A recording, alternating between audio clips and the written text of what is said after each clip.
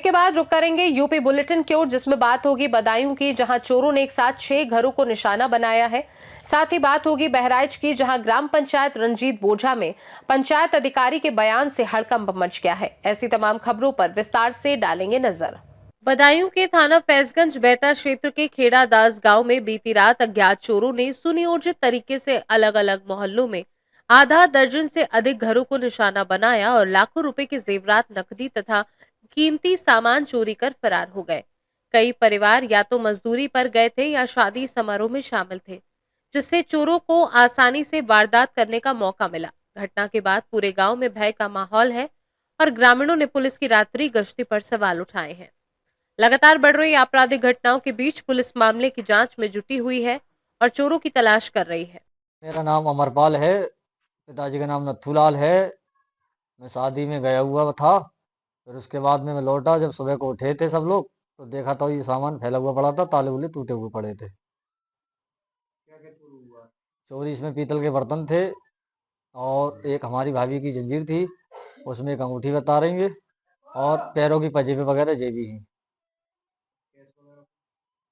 Cash नहीं था, 2-4 हजार रुपये पड़े थे। तहरीर दे दी थाना फैज बेटा के लिए। पुलिस आई थी, बोले कार्रवाई करेंगे, आश्वासन दे के चली गई है। लगभग क्या घरों में चोरी हुई है? लगभग 5-6 घर हैं इसमें चोरी हुई है। हाँ, खेड़ादास का मामला है। हमारे भैया के घर पे रात ताले टूटे हैं। करीब जाटवों में 3 घरों में चोरी हुई है। अन्य चोरी अंदर गांव में भी हुई है। कुछ घरों में 4-5 सारे घर मिला के 8-10 घर हैं जिनमें रात ताले काटे गए हैं।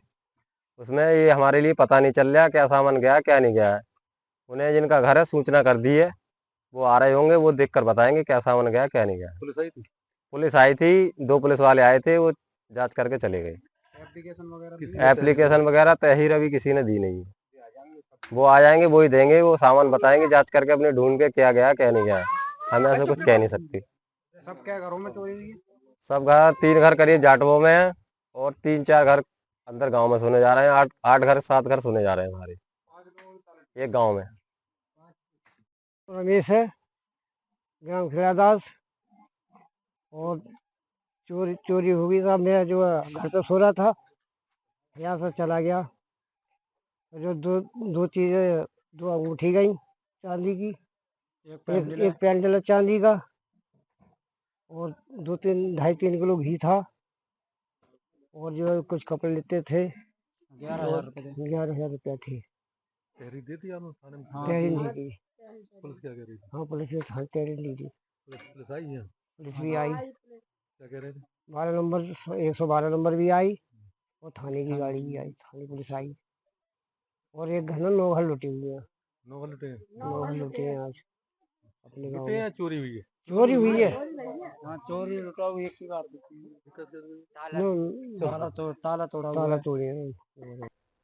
बदायूं से सीनू संवाददाता प्रताप सिंह की रिपोर्ट।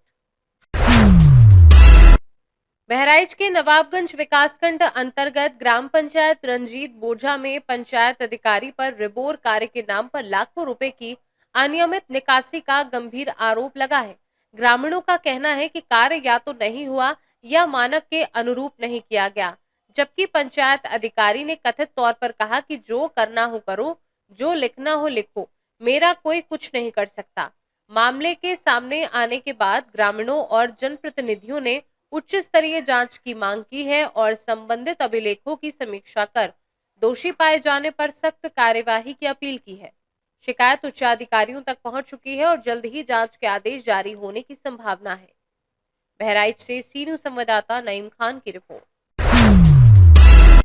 चित्रकूट जिले के मऊ विकासखंड में अपर कमिश्नर अमरपाल सिंह ने ब्लॉक और नगर पंचायत कार्यालय का औचक निरीक्षण किया, जिससे अधिकारियों और कर्मचारियों में अफरा तफरी मच गई। उन्होंने बीडीओ कार्यालय में आईजीआरएस रजिस्टर और शिकायत निस्तारण की स्थिति की बारीकी से जांच की। करोड़ों के प्रशिक्षण केंद्र का निरीक्षण किया और खंड विकास अधिकारी को ब्लॉक परिसर की साफ सफाई व सौंदर्यीकरण के निर्देश दिए। मऊ नगर पंचायत कार्यालय में जन्म मृत्यु रजिस्टर और जन शिकायतों के निस्तारण की समीक्षा की गई और ईओ को समयबद्ध कार्यवाही सुनिश्चित करने के लिए निर्देशित किया गया। निरीक्षण में उप जिलाधिकारी, तहसीलदार और अन्य अधिकारी मौजूद रहे। जिससे ये संदेश स्पष्ट हुआ कि लापरवाही पर अब सीधी कार्यवाही होगी। चित्रकूट से सीनू संवाददाता ओम प्रकाश की रिपोर्ट। फर्रुखाबाद में आशा वर्कर्स यूनियन ने 6 सूत्रीय मांगों को लेकर लोहिया स्थल से अस्पताल मुख्य मार्गों तक नारेबाजी करते हुए कलेक्ट्रेट पहुंचकर प्रदर्शन किया और राष्ट्रपति को संबोधित ज्ञापन उपजिलाधिकारी को सौंपा। यूनियन ने कहा कि न्यूनतम वेतन और अन्य सुविधाएं अभी तक नहीं दी जा रही हैं और 10 वर्षों से श्रम सम्मेलन की सिफारिश लागू नहीं हुई है। अध्यक्ष मिथिलेश सोलंकी ने आशा और आशा संगिनी कर्मियों को सरकारी कर्मचारी के अनुरूप प्रोत्साहन राशि देने और सेवानिवृत्ति पर ग्रेच्युटी भुगतान लागू करने की मांग दोहराई है। क्या नाम है आपका? हमारा नाम मिथिलेश सोलंकी, जिला अध्यक्ष। किस बात को कर आज आप कलेक्टर आए? ऐसा है कि अभी हमारी वार्ता 9 तारीख हुई थी प्रदेश अध्यक्ष से, तो कुछ मांगे हम लोगों की पूरी कितनी हुई। सूत्री मांगे हैं आपकी? हमारी पहले 14 सूत्री मांगे थी, उसपे कुछ पे स्वास्थ्य मंत्री ने सहमति अपनी लिख दी है।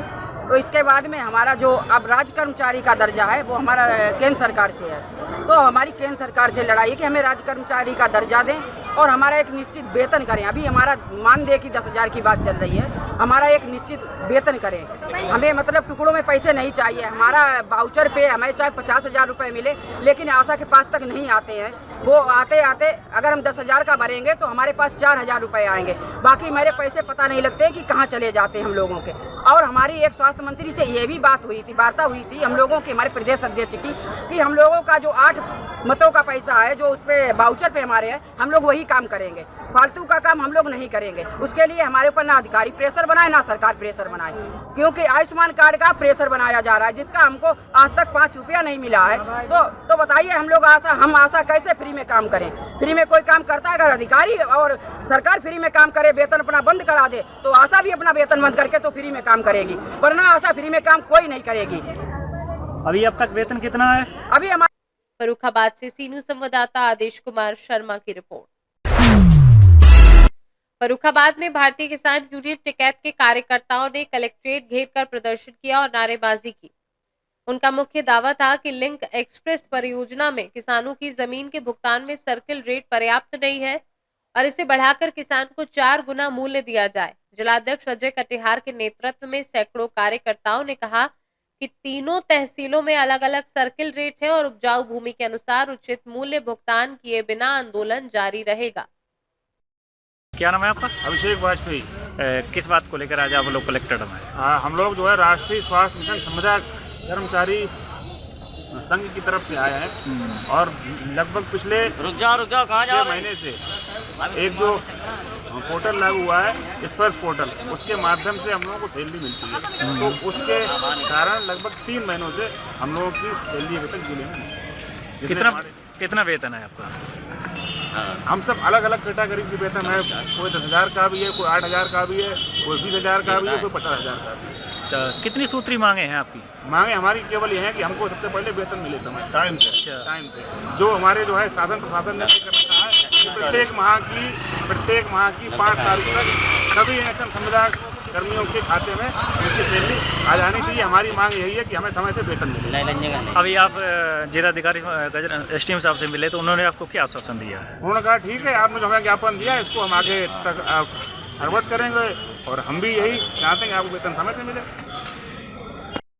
नहीं मिले, कभी प्यार से वापस कर दिया गया, कभी अधिकारियों ने धमका के वापस कर दिया।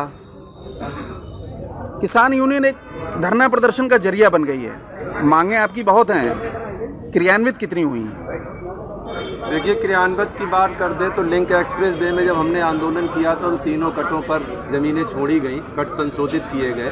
इसके अतिरिक्त टोल प्लाजा भी हट चुका है। लेकिन हम इस बात से आपके बिल्कुल सहमत हैं कि जो किसान यूनियन धरना प्रदर्शन करती है और ज्ञापन देती है, यहाँ के अधिकारी उसको पढ़ना भी मुनासिब नहीं समझते और हम लोगों को बहला फुसला कर आगे भेज देते हैं। आज हम ट्रैक्टर पे अपना सब सामान लाए हैं, 72 घंटे का हम मुकाबला करेंगे इनसे। एक एक चीज़ पे जवाब लेंगे, धान बाजरा मक्का के दस्तावेज लेंगे। प्राइमरी स्कूल में कक्षा 1 से 5 तक के छात्र अपना नाम नहीं लिख पा रहे हैं और दारापुर में जो रिपोर्ट आती है बीएसए दोनों की, वो भी उनके प्रतिकूल आती है शिक्षकों के, फिर भी उनके साथ उन्हें अभयदान दे दिया जाता है। लिंक एक्सप्रेस वे में हम मुआवजा की मांग कर रहे हैं। अब हमारी मांग है कि हम जो बाजारू मूल्य है उसका 4 गुना लेंगे। हमारी मांग है कि कंपिल के बहबलपुर के धीमर नगला से ढाई घाट तक बांध कर जिलाधिकारी महोदय जी उसकी घोषणा करें।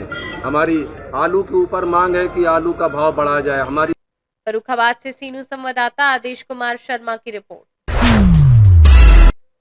कौशाम्बी में कड़ा विकासखंड क्षेत्र के कंपोजिट विद्यालय सौरे बुजुर्ग में एसआईआर से संबंधित नोटिस प्राप्त मतदाताओं की सुनवाई के लिए गुरुवार को विशेष कैंप का आयोजन किया गया। कैंप में बड़ी संख्या में पहुंचे मतदाताओं की आपत्तियों को सुनते हुए संबंधित अधिकारियों ने आवश्यक अभिलेखों का परीक्षण कर कई मामलों का निस्तारण किया। कैंप में खंड विकास अधिकारी कड़ा अखिलेश कुमार दुबे, ग्राम पंचायत विकास अधिकारी विकास शर्मा व लिपिक प्रवीण शर्मा ने बीएलओ के साथ मिलकर ग्रामीण मतदाताओं की समस्याएं गंभीरता से सुनी। बीएलओ अजय कुमार साहू ने बताया कि कैंप में लगभग 200 नोटिस प्राप्त मतदाता सुनवाई के लिए उपस्थित हुए थे। इनमें से 56 मतदाताओं ने अपने सभी आवश्यक दस्तावेज प्रस्तुत किए, जिनकी आपत्तियों का निस्तारण करते हुए पोर्टल पर उनकी मैपिंग एवं अपलोड की प्रक्रिया पूर्ण कर दी गई है। इस दौरान प्रधानपति रामराज, प्रधान प्रतिनिधि रोहन शर्मा, बीएलओ अजय कुमार साहू, राजेश कुमार शर्मा, विवेक केसरवानी सहित अन्य संबंधित कर्मचारी एवं ग्रामीण उपस्थित रहे। कौशाम्बी से सीनू संवाददाता वसीम गाजी की रिपोर्ट।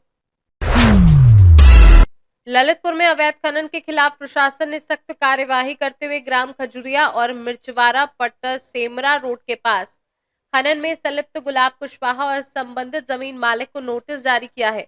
जिलाधिकारी के निर्देश पर खनन अधिकारी अमितोष वर्मा ने मौके पर जाकर अवैध उत्खनन की पुष्टि की और एक डंपर को भी सीज किया। मामला ग्रामीणों द्वारा सोशल मीडिया पर वायरल किए गए वीडियो के बाद उजागर हुआ। खनन अधिकारी ने चेतावनी दी कि संतोषजनक जवाब न मिलने पर जुर्माना और कानूनी कार्यवाही की जाएगी। कार्यवाही के बाद खनन में संलिप्त लोगों में खलबली मची है और पूरे जनपद में अवैध खनन पर प्रभावी रोक पर नजरें टिकी हैं। सर, पटसेमरा और खजुरिया 2 जगह की सूचनाएं आपको खनन की प्राप्त हुई थी। कहां क्या कार्रवाई हुई और किसके द्वारा खनन किया जा रहा था?